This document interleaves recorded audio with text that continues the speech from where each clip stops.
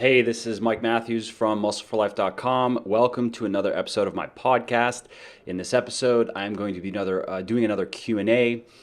This is, in case you're not familiar with it, I have a Google moderator page set up, which I'll link down below in the description of the video. And if you're listening to this, you can find it at muscleforlife.com/ask-mike-anything. And what it allows you to do is submit questions and then vote on other people's questions that you like or dislike. And then Google, the algorithm of the program, basically just the questions that have a lot of likes and not a lot of dislikes rise to the top, so I can pick them and then answer them. And it's just a good way for you to submit your questions and then let other people vote on them, and so I can answer the questions that are on the top of most people's minds, essentially. So in this episode, I chose 4 questions that I've also been emailed about quite a bit, so I know there's just a lot of people out there that would like to know about these things. And that is the recovery ability of tendons and ligaments versus muscles, and how to avoid getting hurt, basically. And how big of a calorie deficit can you go into depending on how overweight you are. Creatine and caffeine, do they counteract each other? And amino spiking, which is a supplement scam thing, basically.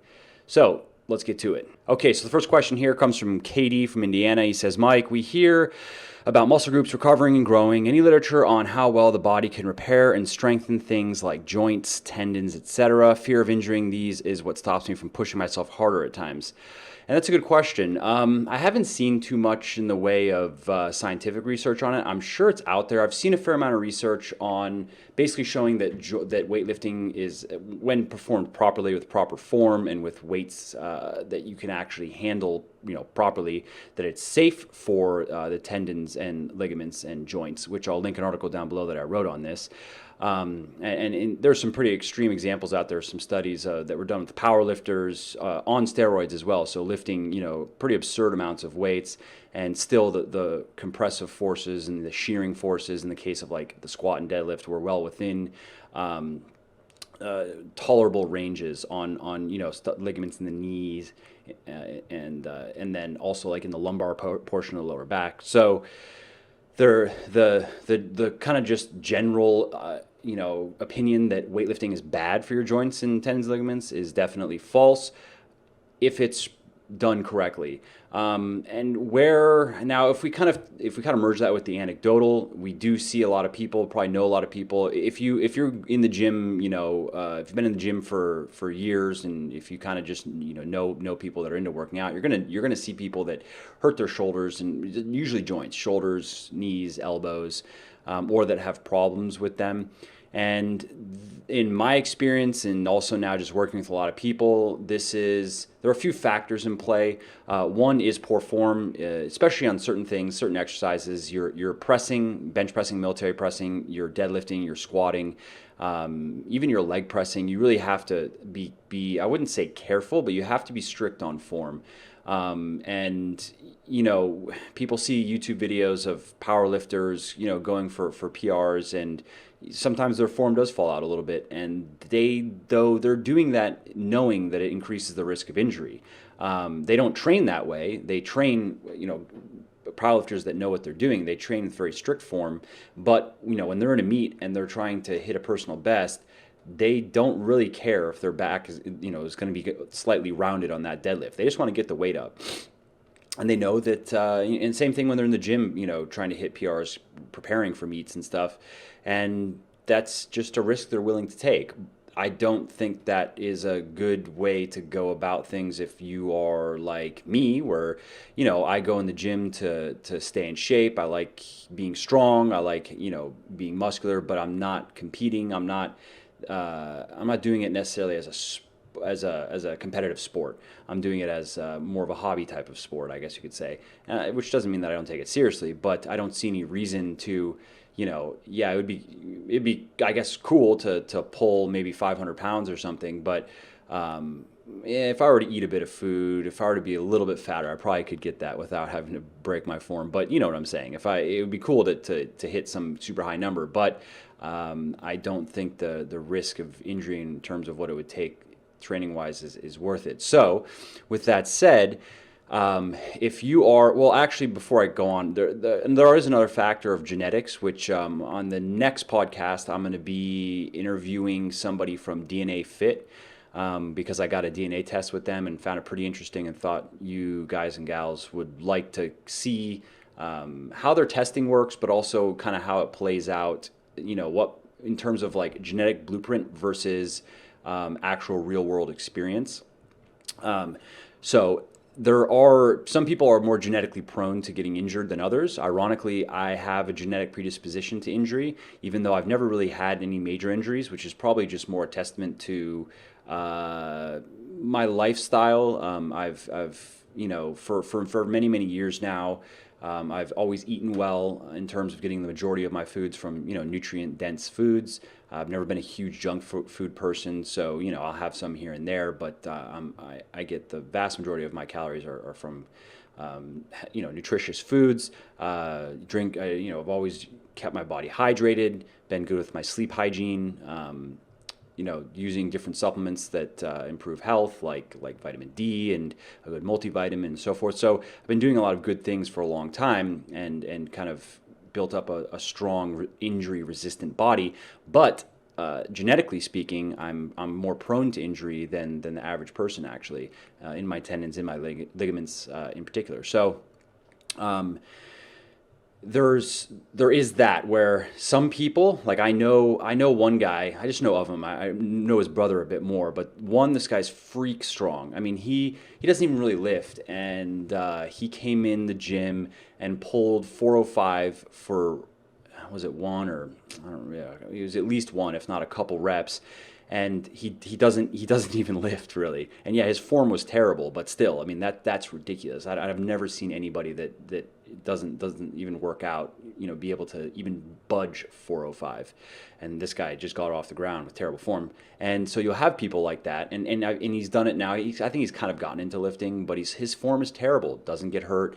I know another guy, similar thing. I mean, just terrible form. I don't know how on his deadlift he hasn't blown his back out yet. Just his lumbar is just rounded the entire time. So there are people that can go on like that for years, and they're just not genetically prone to getting injured. And it's very, very hard for those people to get injured. And it's not like these guys have great diets or anything.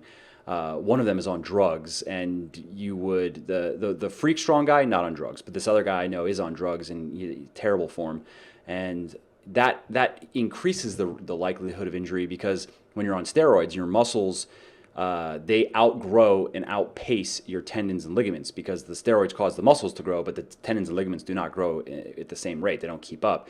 So what'll happen is, you're in the gym and the weight feels light. You feel like, you're pulling, let's say 450, and it feels like nothing. It's okay, 460, 470. But what you don't feel is that your tendons and ligaments, they haven't been able to, there's a natural process when you're not on drugs, that as your muscles grow, your body is not going to allow the muscles to grow way faster than tendons and ligaments can handle. So then that kind of comes to the question that KD was asking, which is, do you have to worry about that as you're getting stronger? Are you just all of a sudden going to, blow your knees out or cause some, bicep tendon tear or something? And the answer is generally speaking, no, unless you were very genetically predisposed to injury. And even then you'd have to have poor form, and you'd have to have a poor diet, where your body's malnourished and probably poorly hydrated, and you put enough factors in play, enough negative factors in play, sure, then you can get hurt doing everything quote unquote right. You know what I mean? But for the average listener of this podcast and just kind of follower and reader of Muscle for Life, you're not going to have that issue, because you're going to be doing a lot of things right. You're going to be lifting with proper form. You're going to be giving your body adequate recovery, and your muscle groups adequate recovery in between workouts, which if you don't, that can increase the risk for injury too, which is just obvious. If your body hasn't finished repairing the area and then you're going and trying to blast it again with another workout, there's a one, a greater chance that your form is going to fail, and two, there's a greater chance of injury. If you are, keeping your body properly hydrated, if you're doing all these things correctly, then you don't have to worry about injury. You can push hard and heavy in the gym, and you use your form to moderate what you can and can't do. When I am doing, there are certain exercises you can kind of, like if your last rep or two is a little bit sloppy, not a big deal. Your bicep curl, kind of like your arms exercises, your shoulder exercises. Not that you should get sloppy necessarily, but you can get away with, like, if you're doing side raises and you're coming down to your last rep, and your last rep, it's probably going to be a little bit of a sloppy looking rep. That's okay. It's not, if you get the weight up and it's decent, that's fine. But I don't approach the big lifts with that mentality. I don't approach my squats or deadlifts or pressing with that mentality. I wouldn't say that I need to have picture perfect form on every single rep, but I want to be, there are certain things that need to be in. On my deadlift, I need my spine has to stay neutral. My hips and shoulders have to rise at the same pace. There's certain things, and if that starts to go out, then I'm just going to drop the weight and stop the rep. And with my pressing, I want to see my elbows tucked in. I want to see the weight kind of in that groove. I don't want it going all over the place. And on the squat, I want my knees to be in line with my toes. Depth, obviously, depth is not really related so much to injury. It's more just the validity of the rep.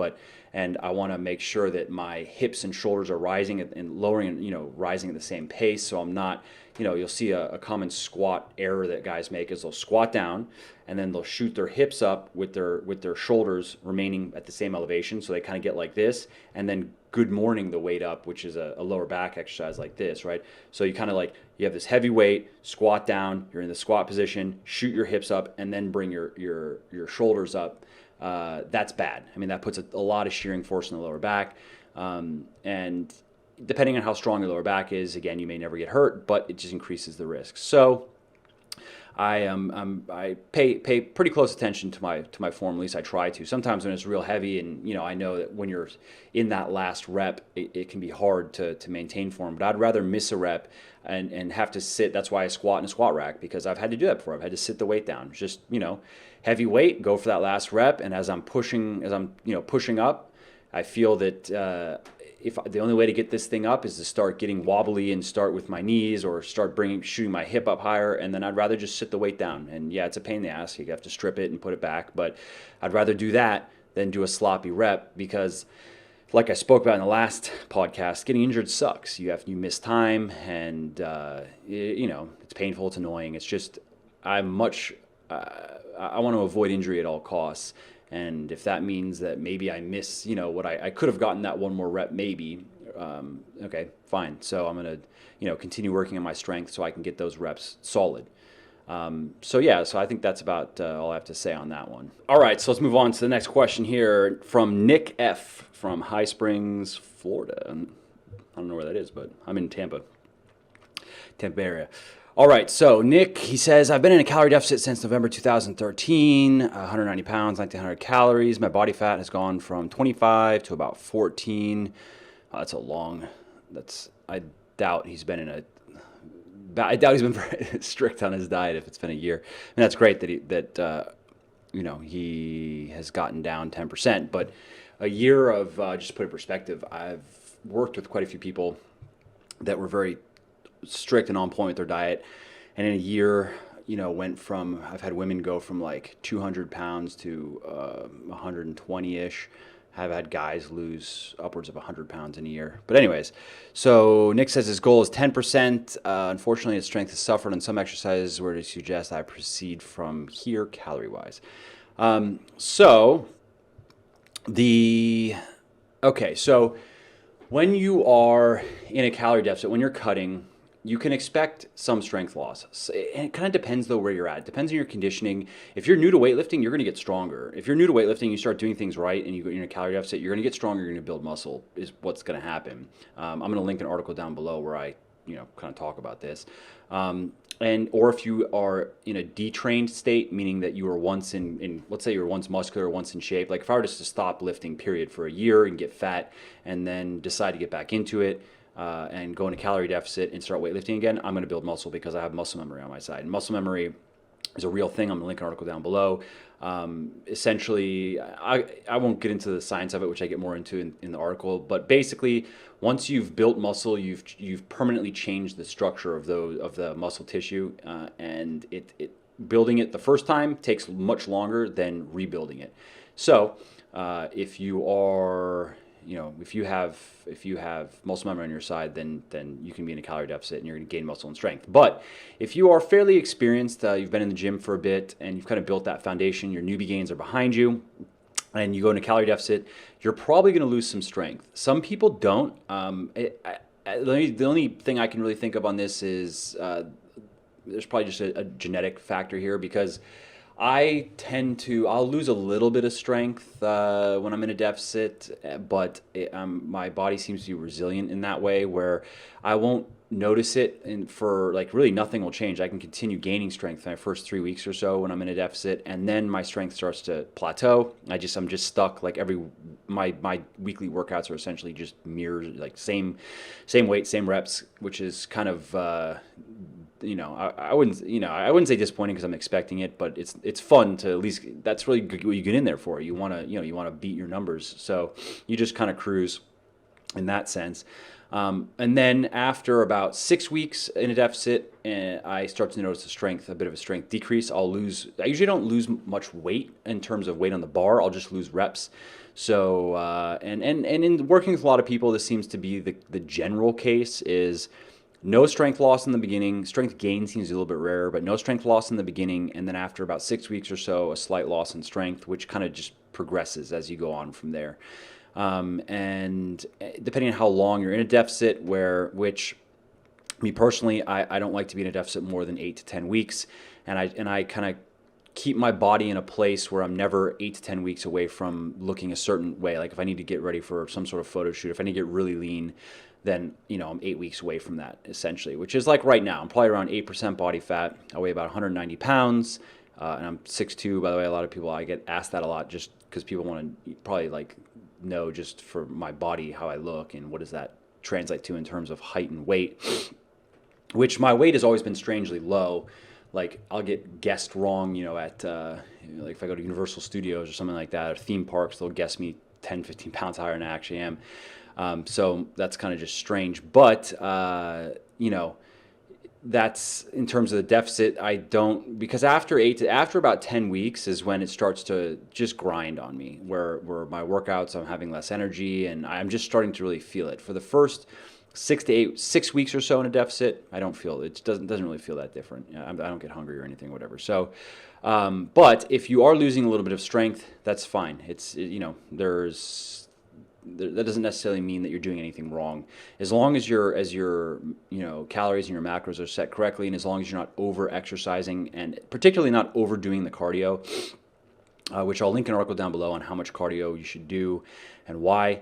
But as long as you have everything right, then you should just know that what you're experiencing is kind of how your body works. Basically, is what it boils down to. And also it's just kind of relevant for Nick that if he started at 25% and he was in a deficit for a year, or he was saying a deficit and he got down to 14%. That's not actually being in a deficit for a year. If you are in a consistent calorie deficit for a year, you're going to lose a lot of weight. You're going to lose, like I said, I'll have people start at 300 pounds and then be at 200 pounds by the end of a year, being in a deficit for a year. So what my guess is, maybe his day-to-day intake was 1,900. My guess is he probably wasn't being too strict on weighing and tracking his intake. So some days it jumps up to 2,100, some days it's 1,800, some days it's 2,000. Which at the end of the week, when you're looking at your total weekly deficit, that obviously can skew it up or down in terms of what you think is happening. And then my guess is his cheating was a bit out of control. Which, just know you can be 100%, you could weigh and track every gram of food you put in your body during the week. And let's say, by the end of Monday through Friday, you've lost 300 grams of fat, you've lost, 3/4 of a pound. and then the weekends come and you drink and you eat whatever you want because you think it's like your cheat days or whatever, and you can gain that all back in 2 days, easy, no problem. And a lot of people do that, and then they get into, it's just a never-ending treading water type of situation. I'll link an article down below on cheat meals so you can see how to do it better, basically, where you can still enjoy yourself and eat, more or less whatever you want during these. Really, it comes down to like one meal a week, but you can prepare for it. You can do some things so you can enjoy yourself and not get in the way of the fat loss process at all. But the last part of his question here is what he should do now. And like I said, my guess is I'd have to get more information from him, but my guess is he hasn't been that strict on his diet or has been making some mistakes. So it sounds like somebody like this, if he's still eating 1,900 calories and he's down to 14%, that means his metabolism, he hasn't really slowed it down much, is what it sounds like. So he probably would just, if he wanted to get leaner, my guess is he could either do a reverse diet up to his total daily energy expenditure, which I'll link an article down below on how to do that. But it may not be necessary, depending on his body weight. Like if he weighs 180 pounds now, he probably could just, let's say he weighs 180 pounds and he's exercising like 3 or 4 days a week or 3 or 4 hours a week, let's say. He could probably drop his calories to 1,700 a day, keep his protein high, carbs moderate high, fats moderate low, and up his exercise a bit to like maybe 6 hours a week and then just continue losing fat without any issues. But if he is, it depends, like if you're feeling, a bit run down and his strength is just, declining week after week, then I would say just reverse diet up, enjoy the food. Your body's going to feel good. You're going to sleep better. You're going to, your training's going to go better. And then once you have your intake up to, where it should be to maintain, then you could go back into a deficit. And, going from 14% to 10% is very easy. I mean, that's 200-pound guy needs to lose, let's say, 8 pounds of fat or whatever. So, that's 2 months if you do it right. So that's what I would say. Okay, so next question here is from Braden, and he's in Okinawa, Japan. I want to go to Japan one day. I heard Tokyo's a cool place.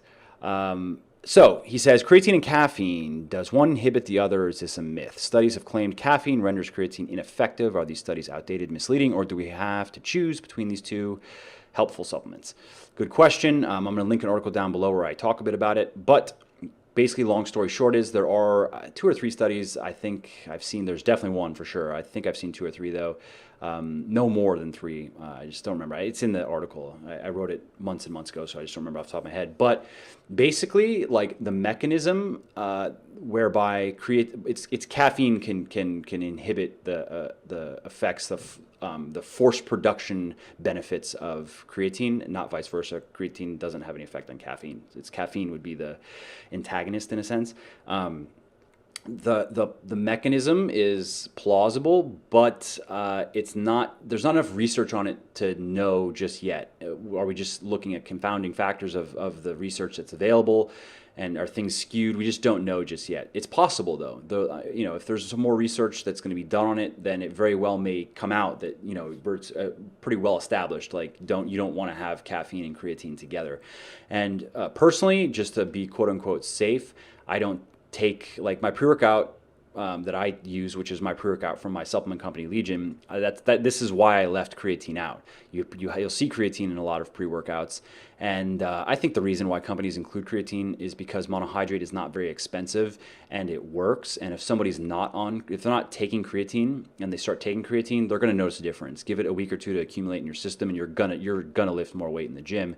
And so, but that's not really what you want from a pre-workout. You want increased energy. You want more short term, like you want more energy, you want more focus, you want to be able to push your body's performance limits in over the course of the next hour. You can buy creatine and just take, it's so cheap. You can just you can buy a creatine post-workout type supplement like what I sell, or you could just buy monohydrate powder by itself and just take 5 grams a day.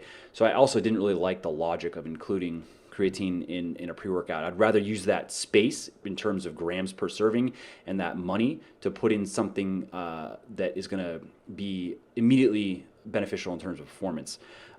So I recommend if you're using caffeine and you're taking creatine to just take them separately. So and in terms of like because caffeine, it remains in your system. Depending on how your body metabolizes it, it can remain in your system up to 6 hours, 6, 7, even 8 hours of, you drink a cup of coffee. So, um, again, I wouldn't take them at the same time. Let's say, like, if you don't take your creatine pre-workout with your caffeine. Um, there is one study I've seen that indicates that creatine post-workout with your post-workout meal may be the best way to take it. Again, I say may because it's not exactly definitive proof, but at least it's one, it's some data to think with, basically. And because I guess in the study, which I'll link, I mean, I'll just link the study down below, actually, the data did show that post-workout supplementation versus pre-workout supplementation with creatine, that post-workout, there were more, it was more beneficial in a post-workout state. So personally, what I do is I have caffeine before I work out, and then I have creatine with my post-workout meal, which there's definitely probably there. My body is a very high metabolizer of caffeine, and I learned why in this DNA Fit test. Basically, I have there are two, maybe three, and we'll get into it when I do that one. There's 2 or 3 genes that are responsible for clearing out what was it? It was like, I would say toxins, but I hate the whole toxins trendy thing right now. Anyways, for just clearing out, I guess it would be a detox type pathways, really, actually. And I think it was 2, and I have one is like a slow metabolizer of toxins, and the other is a fast metabolizer. I don't have the slow. I have 2 of the fast. So this also then would relate to alcohol, because alcohol is a poison, basically. But what it means is that my body clears toxins very quickly. The effects come very quickly, and they clear very quickly. So with caffeine, that's why caffeine hits me very fast. I can have caffeine, and within 10 minutes, I'm like, it's fully, I'm ready to go.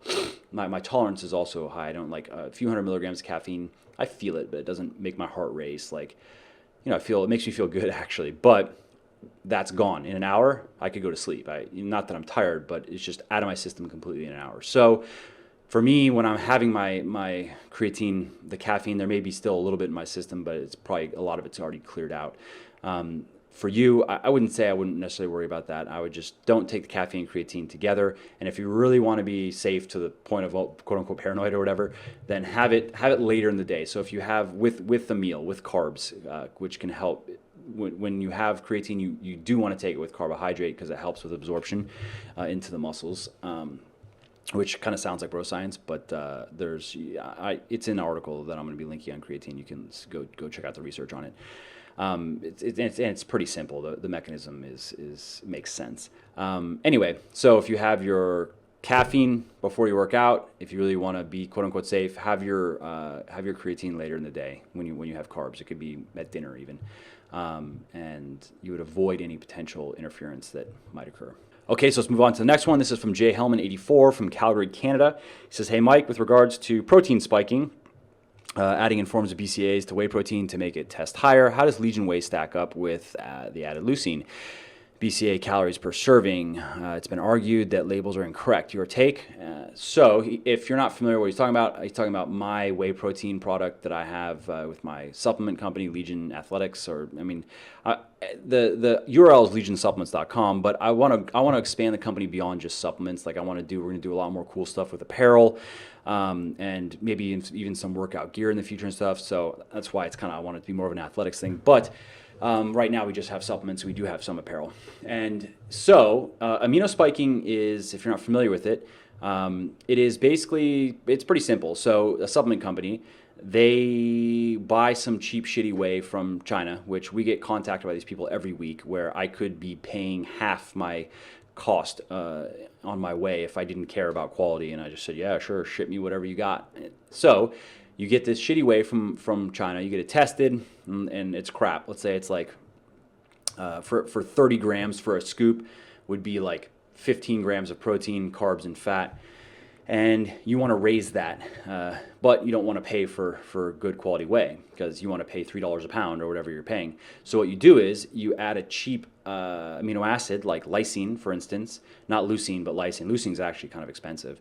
So you add a cheap amino acid, and you then technically you can count those grams of amino acids toward the protein count of the product. So now if I added additional 10 grams of lysine per 30 gram scooper, it's now quote unquote 25 gram protein per scoop. And you look on the nutrition when you're the consumer are looking at that, you go, ooh, 33 gram serving and 25 grams of protein, that's a high quality protein. It would be if it weren't amino spiked.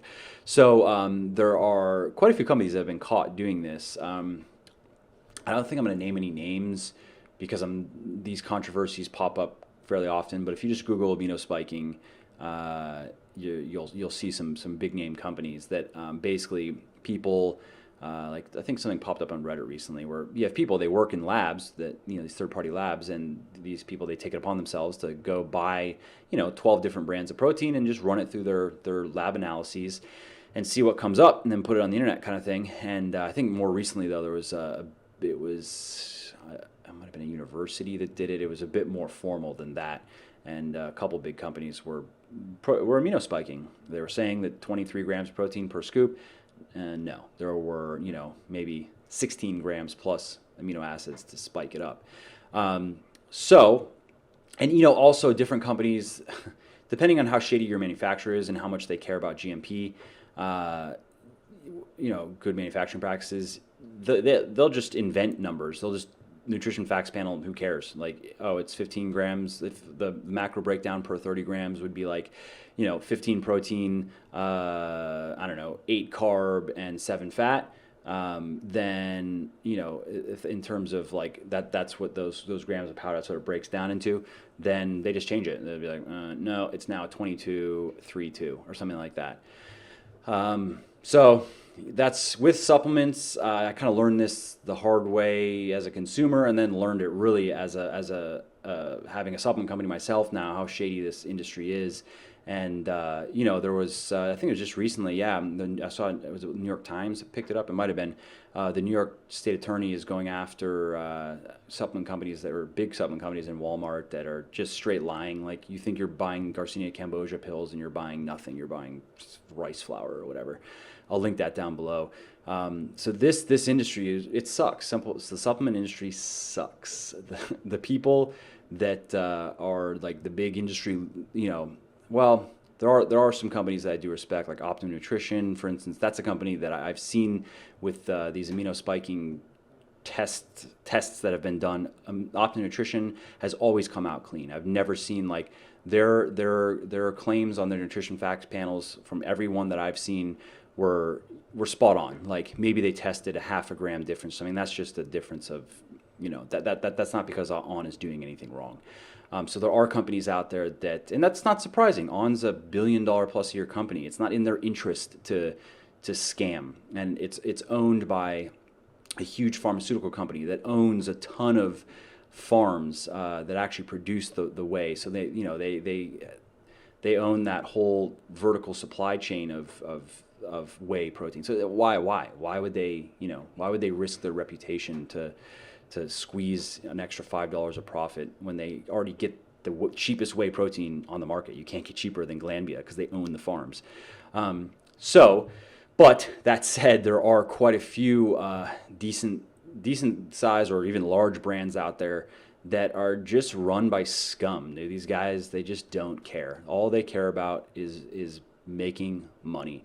And you'll see that. And you go check out their Instagrams, and all they do is brag about their shit that they have, and show their like the rich kids. Like, I love the shots of like it's the steering wheel of the Ferrari with the Rolex. So you see the Rolex there off there, and then it's a sunset, and it's like, oh, it's a beautiful sunset, and then trying to be inspirational or trying to pretend. Like, I love also when some of these guys, they'll try to say, like, look at what we did. Like, look at this awesome Lamborghini that I got. We did it, team. Like, what do you No, there's no we in that shit. You're anybody that falls for that kind of shit. Like, what? Hello, like, look at this person, dude. A lot of these guys are just narcissistic sociopaths. And that might sound me just going off and whatever, but trust me, I've been a little bit surprised with some of the behind the scenes stuff that I've seen in the industry, and how little shits are given about not only producing a good product, but well, I mean that's the base of any company, right? Produce a good product, give people what you say you're giving them, and satisfy their just product needs. And then, of course, companies can go beyond that and building community and building recognition with people, and even then you can go higher into where you are helping people self-actualize and kind of become the type of person they want to be and stuff, which is where I kind of aspire to take things with Legion and take things with Muscle for Life, not just sell pills and powders, not just sell things, but really help people find other people that are like-minded and help people really achieve their goals. And in terms of fitness, it's not just about building muscle. It's not just about looking good. When your body's is healthy and strong and vibrant, that changes your entire life. I mean, it changes everything. It changes your self-confidence, which changes how you approach your work. It changes how you approach your relationships, your both like romantic relationships, friendships, and whatever. So anyways, that's kind of the amino spiking story. And now back to my protein. My protein is 100% whey isolate, which is very high. That means it's 90+% protein by weight. And I went with that for not just that reason, but well, there's that, meaning that, see, it's not that whey concentrates are bad at all. It's just that that's where with a whey concentrate, unless you really trust the brand, just know that's where the shady shit really starts is like you gotta have a whey concentrate that's 50% protein by weight and the rest carb and fat, and then amino spiked and maybe fudged even a little bit on the nutrition facts, and now all of a sudden you have something that looks like a whey isolate. So what companies will often do but if something's 100% isolate, and it truly is, it's going to be a high protein by weight, because that is the nature of whey isolate. They isolate the protein, and the carbs and fats are very, very low because there's like basically no lactose. So we have a company, if they do a blend, let's say of like a whey concentrate isolate blend, and the first ingredient is concentrate, that means there's more concentrate than isolate, and it means that there could be 99% concentrate and 1% isolate. It could be, it could be the isolate could be on the label just so they can say it's a blend, and just because as a consumer you associate whey isolate with a high quality protein. So concentrates, it's not that they're bad, it's not that isolates are going to give you better gains necessarily. It's just if you see a concentrate, and if it's a brand like Opti Nutrition, I trust them. Their whey concentrates, like I said, they've checked out every time that every test that I've seen, they've always checked out, so you can trust that. Isolates do also offer, though, the benefit of no lactose, which many people are lactose intolerant to some degree. I'm not, even on my genetic test with DNA Fit, I'm not lactose intolerant, which makes sense. I do fine with dairy, and I always kind of have. But even that, there is a point where too much lactose in a day, even though I'm not lactose intolerant, upsets my stomach. Like in terms of whey protein and whey concentrate, if I do more than 50, 60, max 70 grams a day, which I really shouldn't be anyway, but that's only if I do more than 2 or 3 scoops of whey in a day, my stomach will be upset. And even at 3 scoops, it starts to not feel so good. So there also is that benefit of whey isolate. And in the case of my product, it's 100% whey isolate, and we added leucine, 4 grams of leucine to every serving, because there's research that indicates that basically the more leucine, the higher leucine content in the meal, and especially in a post-workout meal, the more resulting protein synthesis occurs. And that's what we want to do, is spike protein synthesis after working out. So we added leucine to every serving, but those leucine grams are not counted toward the protein. And it's actually kind of funny. When I first was, explaining this is the formulation to my manufacturer, this is my first manufacturer, they were great, but they just couldn't, I switched to an even bigger company. The first was, they have all the certifications, and they're a legit company based in New Jersey, big, nice facility, but they're not nearly as big as the company I switched to. And the company I switched to, they just buy so much in terms of raws, you just can't touch their pricing, basically, unless I have like weird little rinky-dink companies that contact me that I mean, they look like it's an office like mine with some, like if I just stuck $100,000 of machines in it and then said, oh, I can make your supplements, and they'll offer me absurdly low prices where I just don't even trust. Like, I don't trust their raws, because where you source raws is hugely important. As I was saying, you can get cheap shit protein from China. You can get cheap shit anything from all around the world. So you need a manufacturer that, one, you need to care where your raws come from and that they're high quality raws.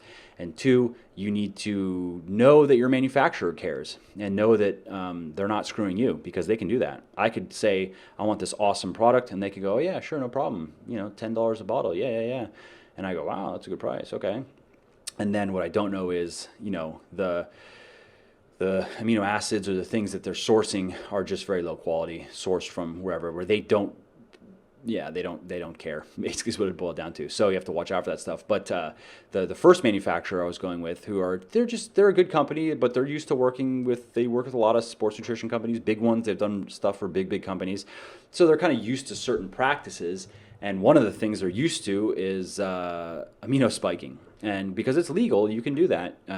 So when I first was talking about my protein formulation, they were assuming that I was adding leucine to try to spike the protein content. And then later I had to explain to them when I found out, like, no, I'm adding it because it's a good. Here's why I'm adding it, and I don't want it counted toward the protein. It's not there for that purpose. And then that made sense to them also, because they were thinking like leucine's kind of an expensive amino acid for spiking. Like you would use something much cheaper. Anyway, so in the case of my protein, it's not amino spiked, and I'm going to be reaching out to some big labs actually, and I'm going to start getting my stuff just third party tested. Also, for now that I'm established and running, I want it for my own. I trust my manufacturer. They're good. They're a massive company. They do a ton of work for very, very big pharmaceutical companies. They have very tight quality control, every certification you can imagine. So I'm not worried about it, but I want to know for myself. Probably do it quarterly. Just get everything tested. Bottles, just take them right off what is going to you, what's going to go to my fulfillment house. I'm just going to take and send to labs. And then also I'm going to show these things in my marketing as well. Show the analyses, which it counts for something. At least it can be frauded. Like there are companies that fraud that, and they find shady labs that they're getting paid to basically publish whatever, to publish results of whatever you want. Or the trickier scam is what companies will do is they'll do a short run of a high quality product. So they'll launch a product with exactly what is on the ingredient label. They'll get that tested and then show that and be like, see, hey, here it is from this big, this big lab, good reputation. And then from there, then all future runs are like, amino spiked or just missing certain ingredients or lower quality raws or whatever. But they're still showing that initial. So anyway, there's another like little scam. It's just, unfortunately, you have to be very, very skeptical with supplements, and your trust in the brand and the people behind the brand is everything. Marketing means nothing. Before and afters mean nothing. Like really, pretty much everything. Amazon reviews, don't even get me.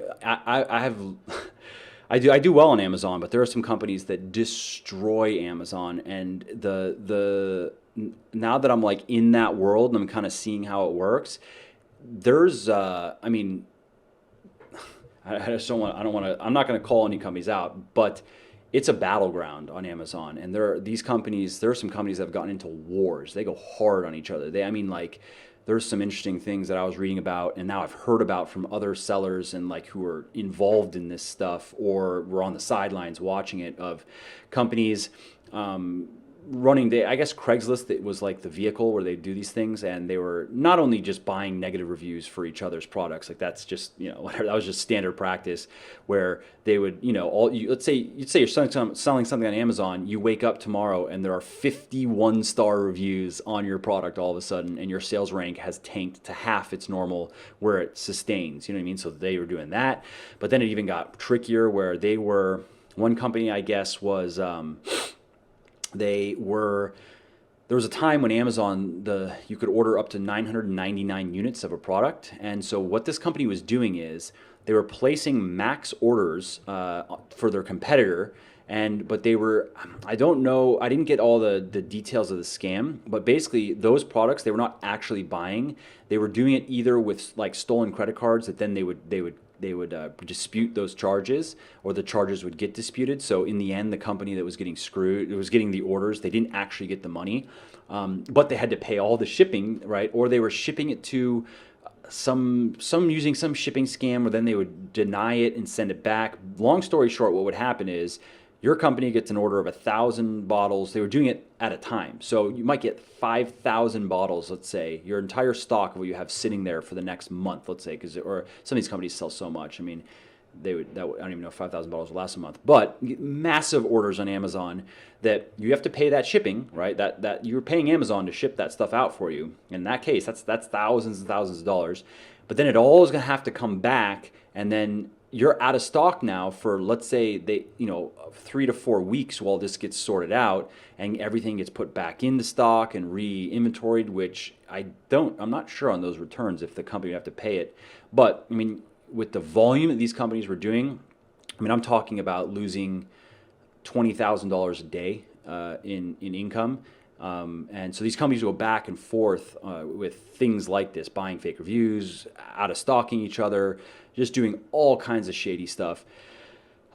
So yeah, the Amazon game is very, very interesting. Buying fake reviews, by the way, I mean, it's so common in Amazon that if you're not doing it, like I don't do that, I don't pay for any reviews. Even Amazon technically would ban you if they find you, but they don't ban a lot of these companies that so obviously abuse it. So I don't know what to say about that.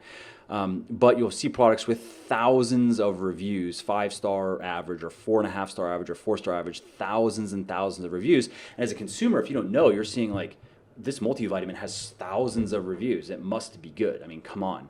But what you don't know is they're basically all bought for, or they're all bought. So, or 80% of them were paid for. And so that's, even as a consumer, you have to be skeptical with that. Don't necessarily just see a big number of reviews of something on Amazon or anywhere and think that, don't let that be the closing factor. Like, oh, whatever, it must be good. Because no, there is no review system that can't be gamed. And Amazon is gamed so hard, it's not even funny.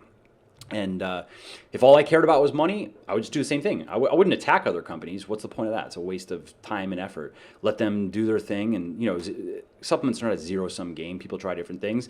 If all I cared about was money, I would, all of a sudden you would see, like my pre-workout Pulse has about 500 reviews on Amazon, and it's been on the site for a year, and I've sold tens of thousands of bottles of it, and I have, a very engaged following, engaged customers, and we do a lot to help people, and they like that and they leave reviews. But I've never paid or incentivized a review. And but if I didn't care, I would just do Craigslist set up, bam. There's a simple little way that they do it, so it looks as a verified purchase, and there you go. And I could add 100 reviews a week to all my products instantly, and that would just make me a lot of money. But it's shady. It's all bad mojo, bad karma. I don't believe in that kind of stuff. So all that babble, basically, my point is there are a lot of supplement scams out there, and a lot of them are tricky, and you just wouldn't know unless you really know what to look for. And even then, you don't totally know, but you could at least get an idea. Like, yeah, this is probably bullshit. Even in terms of, I've seen there's some new company, I'm not going to say, that I saw randomly who are 100% trying to copy me, to the point of like they tried to copy my website, they tried to the layout, they tried to copy my formulations of my products, they tried to copy my copy, my angle. It's pretty close. I'm talking to my lawyer because like I'm all for competition, live and let live, but you can't just straight like you got to do at least your own thing, put your own twist on it. You can't just go, oh, that guy's doing some cool stuff, I'm just going to do exactly that. You know what I mean? That's grounds for a lawsuit. So anyway, so this company pops up, and they've taken very similar formulations to mine and added quite a few ingredients that I know are expensive for like.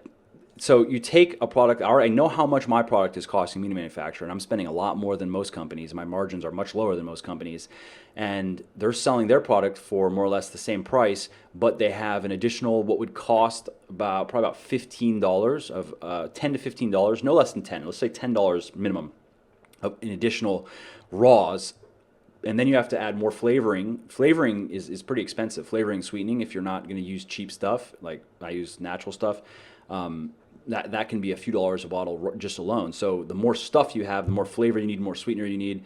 So, if we're looking at additional $13, $14 in raw costs, and they're selling the product for the same price. So there's even things like that now that I'm a more informed consumer because of my work in the industry, where I can look at certain products and be like, there's no way. There's no way that has what it says it has, or that it's good quality. So, yeah, it could have all that if it was just crap sourced, like the cheapest possible. You don't even care where these raws come from. You just need them to tell you, oh, yeah, sure, it's glutamine. Yeah. And then, but what is it really and what quality?